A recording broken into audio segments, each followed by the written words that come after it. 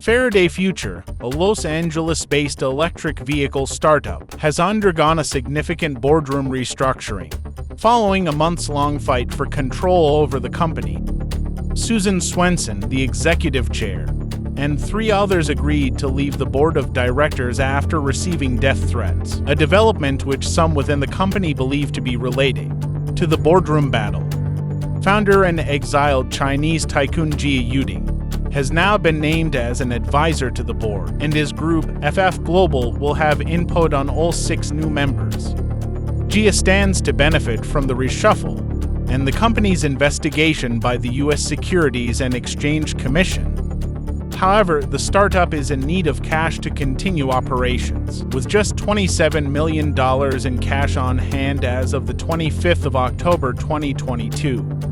Jia founded Faraday in California in 2014 with the intention of taking on Tesla, but after several years of funding the company through LECO, his conglomerate, Faraday was struggling to meet his ambitions.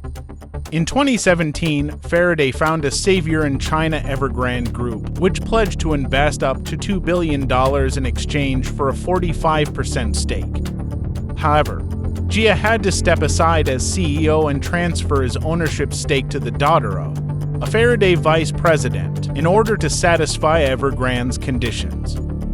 The new money never came, and in late 2018, Jia and Faraday sued Evergrande in U.S. court, claiming the property giant was deliberately starving the startup of cash. Faraday Future's internal probe into Jia's influence over day-to-day operations and loans made to the company over the years has led to a second investigation and inquiries from the Department of Justice. The startup needs a significant amount of funding to finally ship its elusive SUV, and Jia's reinstatement as an advisor to the board could provide a way forward. However, his return to power comes at a time when the company is facing significant challenges, and it remains to be seen if he can lead the startup to success.